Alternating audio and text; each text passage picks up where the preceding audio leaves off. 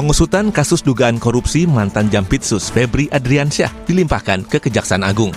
Polisi telah menetapkan Febri yang sebelumnya menjabat Jaksa Agung Muda bidang tindak pidana khusus sebagai tersangka. Meski demikian, Febri belum ditahan.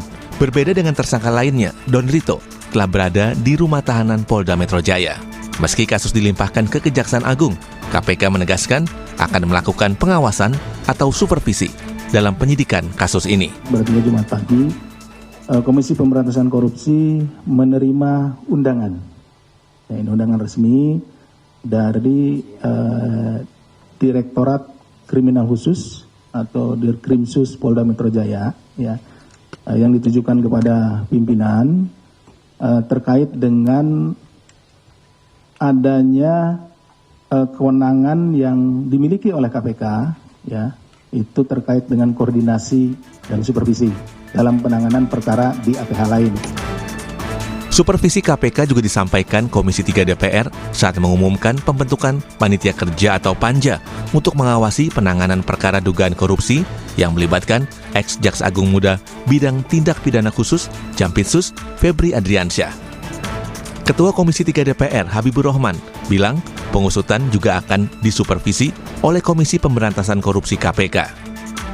Dan mendorong pertemuan antara Kortas, Tipikor, Barreskrim Mabes Polri, ya, dan pihak Jampitsus yang baru terkait penanganan perkara ini yang sekarang ditangani oleh leading sektornya Jampitsus, tetapi tetap dengan bersinergi dengan Kortas Tipikor dan nanti akan disupervisi oleh KPK, ya, dan juga akan diawasi langsung oleh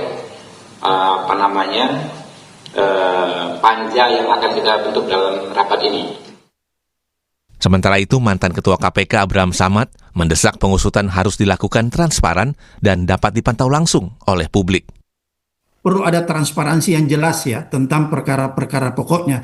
Karena kalau tidak, kita khawatir nanti masyarakat menganggap bahwa sebenarnya kasus ini adalah perang antara institusi aparat penegak hukum.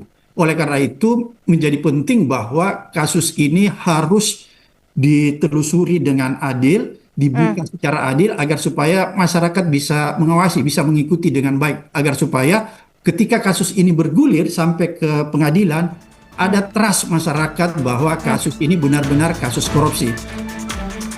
Mantan Jampitsus Febri Adriansyah diduga terlibat dalam 3 kasus korupsi, yakni korupsi PT Asabri, PT Krakatau Steel, serta korupsi pasokan batubara yang menyebabkan pemadaman listrik di Sumatera. Dengan barang bukti yang disita penyidik, 74 kg emas dan uang tunai yang ditaksir senilai 476 miliar rupiah. Tim Liputan Kompas TV. Mantan Jampitsus Febri Adriansyah menjadi tersangka 3 kasus dugaan korupsi, yakni batubara, Asabri, dan Krakatau Steel. Meski perkara sudah dilimpahkan ke Kejaksaan Agung dan disupervisi KPK, namun hingga kini Febri belum ditahan. Kasus ini juga diawasi Komisi 3 DPR dengan membentuk Panitia Kerja atau Panja. Bagaimana transparansi pengungkapan kasus ini hingga terang benderang? Kita bahas bersama dengan narasumber yang sudah hadir melalui sambungan daring. Ada peneliti Pusat Kajian Anti Korupsi Universitas Gadjah Mada atau PUKAT UGM Zainur Rohman dan penyidik senior KPK 2007-2021 Praswat Nugraha. Selamat pagi Mas Zainur, Bung Praswat. Selamat pagi. Mas Bre. Baik. Zainur. Saya ke Mas Zainur terlebih dahulu. Ini menjadi pertanyaan publik juga, sudah jadi tersangka tapi belum ditahan dan juga belum diperiksa. Saya mengutip pernyataan dari pakar hukum pidana yang kemarin juga sempat diwawancara oleh Kompas TV bahwa ini ada masalah besar di awal gitu. Bagaimana kemudian sebuah kasus yang ada dari polisi belum masuk ke tahap berkas yang lengkap, masih tahap penyidikan tapi sudah dilimpahkan ke kejaksaan. Apakah ini menjadi salah satu alasannya? Iya, Mas Bre, ada 2 problem utama di situ ya. Yang pertama adalah penetapan tersangka FA diduga tanpa didahului pemeriksaan sebagai saksi. Memang kalau kita baca huruf pertama sampai terakhir KUHP, Undang-Undang Nomor 20 Tahun 2025, itu tidak diatur. Tidak ada kewajiban itu. Tetapi ada putusan MK Nomor 21 Tahun 2014 yang mengharuskan pemeriksaan terhadap seseorang sebelum seseorang itu ditetapkan sebagai tersangka. Apa alasannya? Untuk menjamin hak asasi manusia, memberi kesempatan konfrontir, melakukan verifikasi validasi terhadap alat-alat bukti. Nah, KPK misalnya di kasus Kalsel itu kalah di pra-peradilan karena dianggap oleh hakim bahwa KPK belum melakukan pemeriksaan terhadap si tersangka tersebut di proses sebelumnya, yaitu sebagai saksi.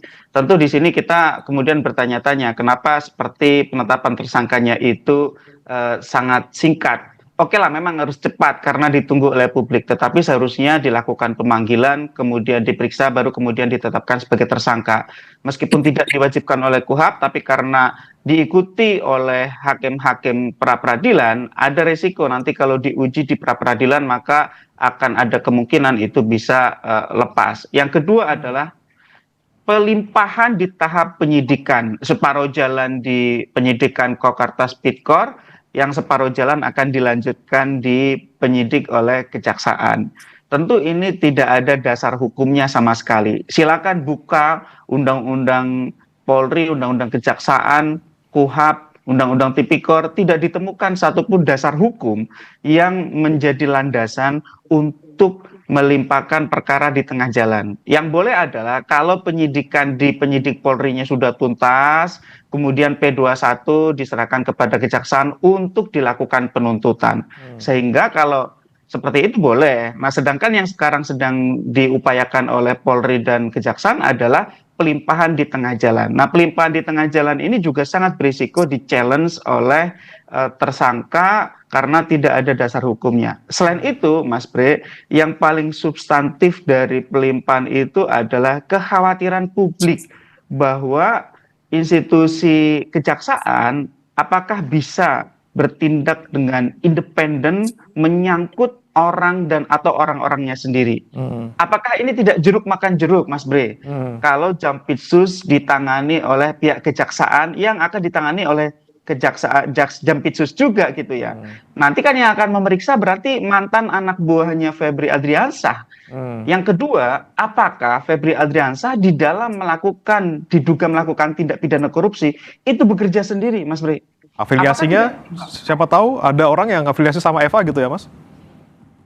Ya, namanya tindak pidana korupsi itu adalah organized crime, kejahatan yang terorganisasi, kejahatan jabatan. Sangat jarang tipikor dilakukan seorang diri, hampir tidak ada mungkin gitu ya. Nah, apakah ini FA ini bekerja sendiri? Apakah tidak melibatkan persen-persen pejabat-pejabat dari institusinya? Nah, kalau ditangani oleh institusinya ya khawatirnya ini akan jeruk makan jeruk, akan dilokalisir, tidak akan bisa mengungkap kasus-kasus yang diduga juga melibatkan jajarannya. Dan yang ketiga ada sejarah, Mas Bre. Sejarah kasus Pinangki Kumalasari, di mana ada seorang eselon 4 membuat plot jahat dengan Joko Chandra, buron kelas kakap dalam kasus Tipikor, ya, itu tidak menghasilkan pemeriksaan dan penuntasan perkara. Waktu itu Ketua Komisi Kejaksaan sudah katakan tidak mungkin Pinangki eselon 4 yang tidak punya power apa-apa ini membuat kesepakatan jahat bersekongkol dengan Joko Chandra, seorang buron yang bahkan berada di luar negeri.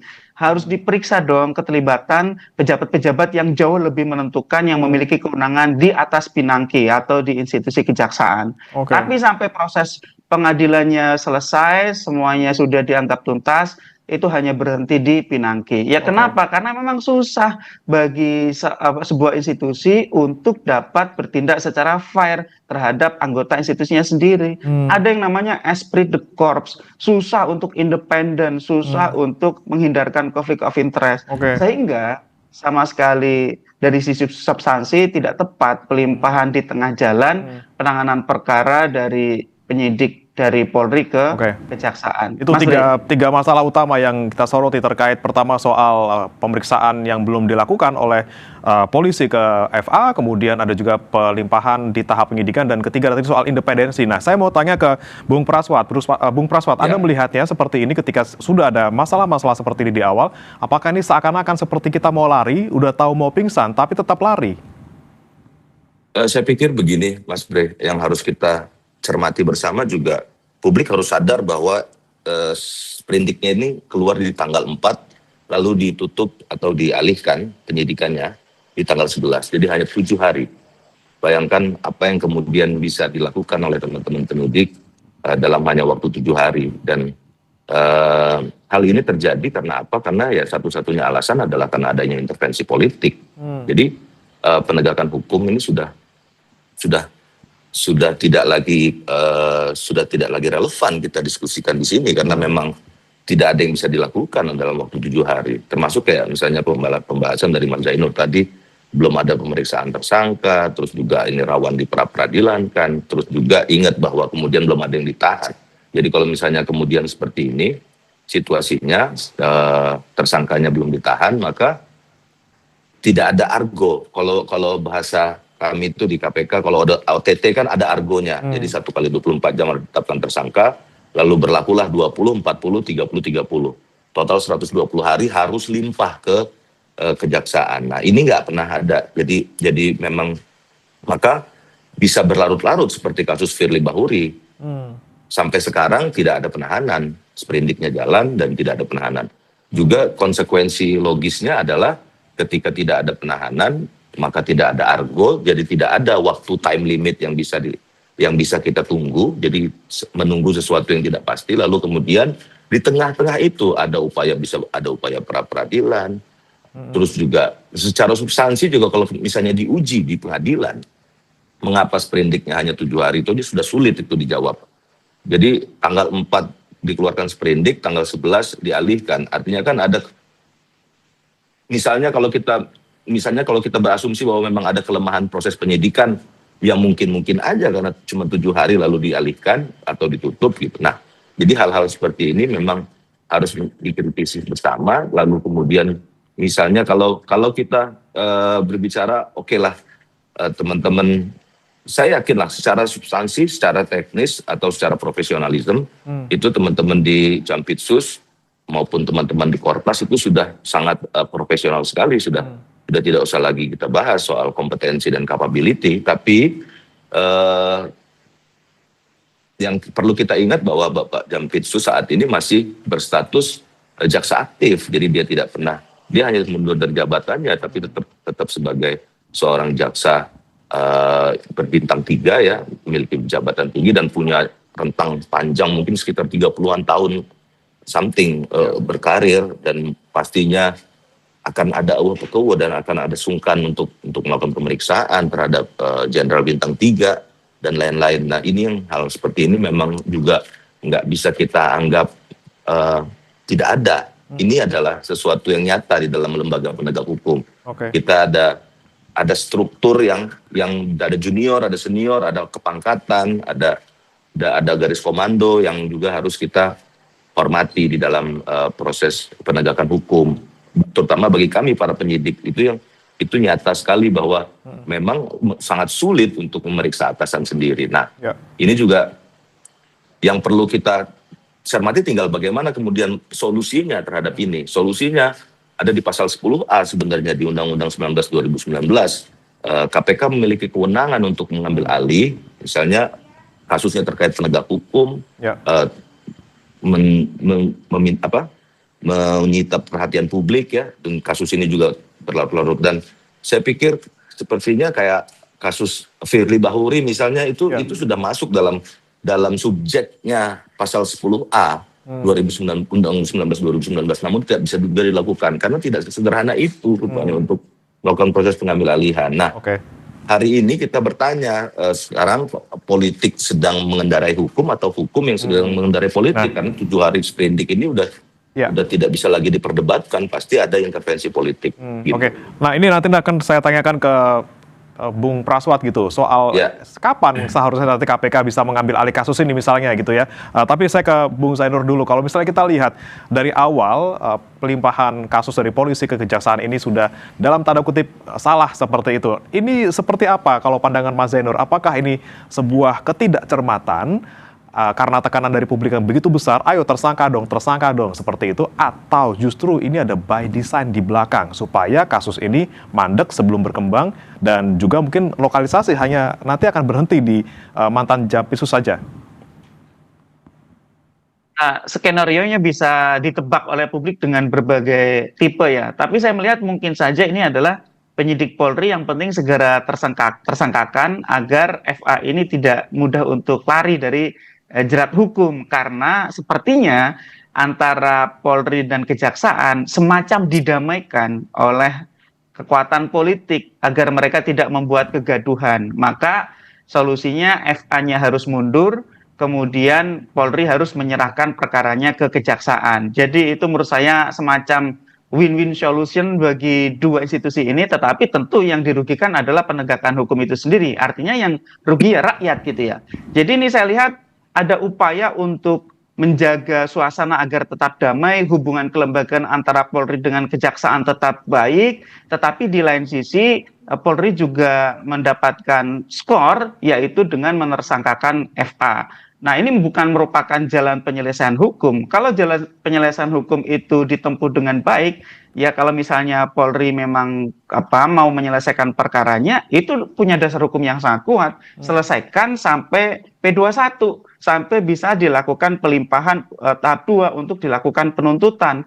Nanti antara BAP, barang bukti dan juga tersangkanya diserahkan kepada Kejaksaan, sehingga Kejaksaan tidak punya opsi lain selain melakukan penuntutan di depan persidangan. Kalau pemeriksaannya sepenuhnya oleh Polri di tahap penyidikan, Polri bisa melakukan pemeriksaan tidak hanya berhenti di FA, bisa bongkar tuntas, termasuk juga kemungkinan keterlibatan pejabat-pejabat lain di Kejaksaan Agung, apalagi khususnya di bidang Pitsus, tempat FA ini menjabat gitu. Jadi saya lihat ini memang satu settlement yang kemudian berupaya untuk mendamaikan kedua belah pihak, tetapi dampaknya itu tadi bisa berupa dilokalisir, kemudian ada juga dampak risiko hukum gugur di pra-peradilan, dan juga dampak menurut saya juga dari sisi penyidik bisa jadi penyidiknya mengalami degradasi moral ketika kemudian perkara yang baru seumur jagung ini harus mereka serahkan kepada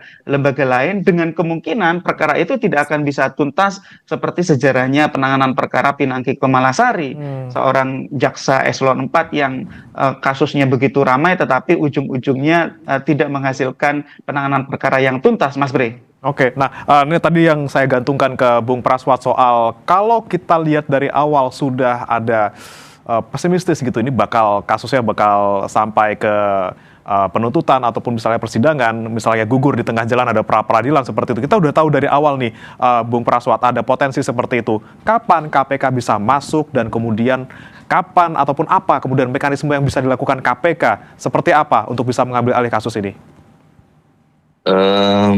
Pertama, di dalam pasal 10A itu kan kasusnya berlarut-larut.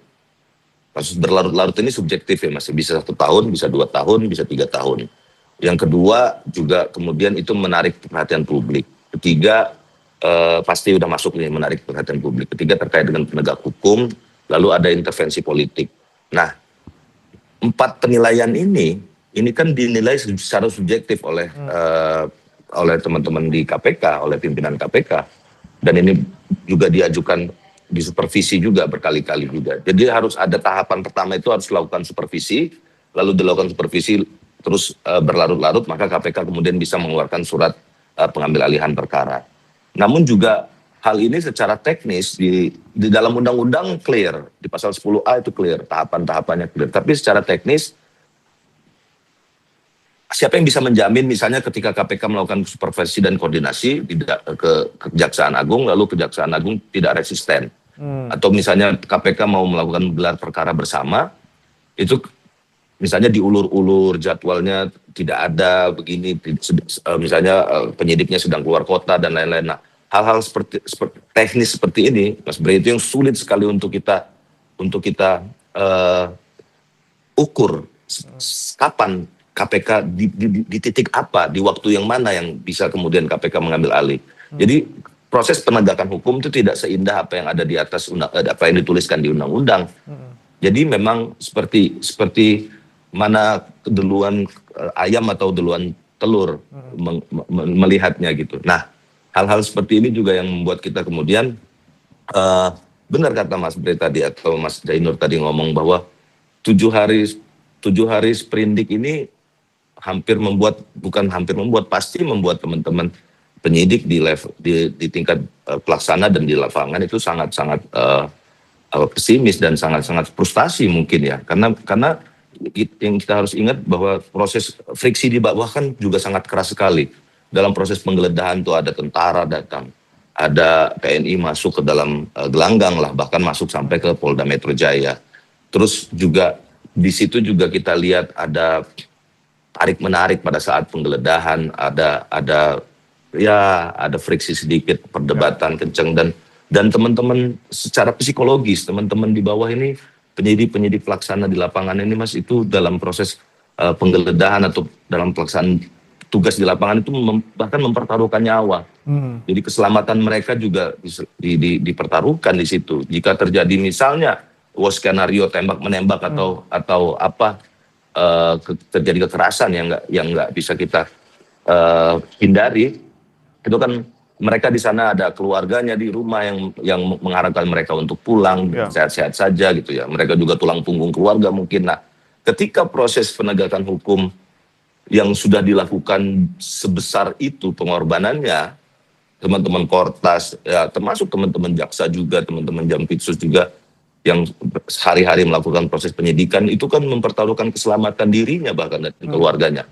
Tiba-tiba dalam waktu 7 hari misalnya langsung dialihkan, langsung di stop, sementara luka yang tersisa pada saat friksi di lapangan itu kan tetap tinggal gitu loh. Betul.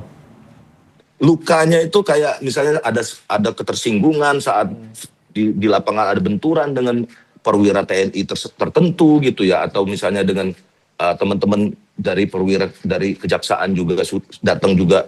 Jadi hal seperti ini, bagaimana kemudian mereka melanjutkan hidupnya gitu, sementara koordinasi dan pekerjaan sehari-hari, teman-teman penyidik harus tetap koordinasi untuk permohonan P19, P21, ada jaksa peneliti yang juga harus ke Kortas untuk melaksanakan tugasnya gitu loh. Ada teman-teman TNI juga yang juga mungkin satu letting dulu di Akabri, di Magelang dan lain. Ini hal-hal seperti ini yang tidak diperdulikan oleh jahatnya skema politik ini ya. Begitu saja dia mengintervensi dan menggrab itu semua atas nama misalnya sinergisitas.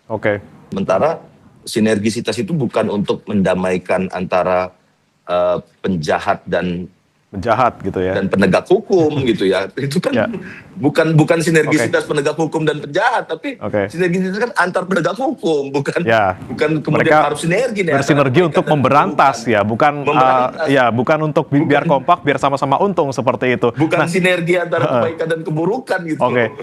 Lalu bekerja sama. Baik. Mas Fred. Saya ke Mas Zainur. Mas Zainur, kalau kita melihat seperti ini keadaannya gitu, saat ini bolanya ada di kejaksaan seperti itu. Secara hukum itu berarti akan mulai dari awal lagi penyidikannya atau seperti apa, dan apakah kita bisa kita bilang kita pesimis lah dengan apa yang akan terjadi ke depan dan bagaimana kasus ini bisa dikembangkan lagi jika sudah dari awal seperti ini, Mas Zainur?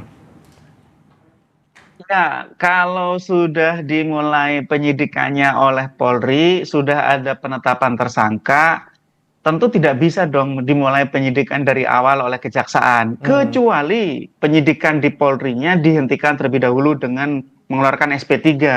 Baru bisa itu penetapan tersangkanya diulang. Tapi kalau tidak diulang, ya tidak bisa itu penyidikan di kejaksaan dimulai dari nol. Artinya hanya melanjutkan. Kejaksaan melanjutkan penyidikan yang dilakukan oleh penyidik Polri. Walaupun di KUHP tidak ada tuh melanjutkan ya. Tidak ada dasar hukumnya, Mas Bre. Di undang-undang apapun di dalam sistem hukum Indonesia itu tidak ada dasar hukum untuk melanjutkan penyidikan, kecuali kalau yang melanjutkan adalah KPK. Dasar hukumnya pasal 10 huruf A besar Undang-Undang KPK nomor 30 tahun 2002 sebagaimana diubah Undang-Undang 19 2019. Clear, Mas Bre. Jadi satu-satunya institusi yang bisa untuk melanjutkan penyidikan atau melanjutkan penuntutan dengan cara ambil alih itu hanya KPK. Kejaksaan tidak punya kewenangan itu, Mas Bre. Nah ini kemudian tadi sempat disebutkan oleh Bung Praswat juga alasan-alasan untuk bisa mengambil alih sebuah kasus ada beberapa, dan beberapa diantaranya adalah subjektif seperti itu. Nah, jika memang ada kendala seperti itu, Bung Praswat, saat ini paling tidak yang bisa kita lakukan, ataupun paling tidak KPK lakukan, atau DPR lakukan untuk mengawasi kasus ini, seperti apa?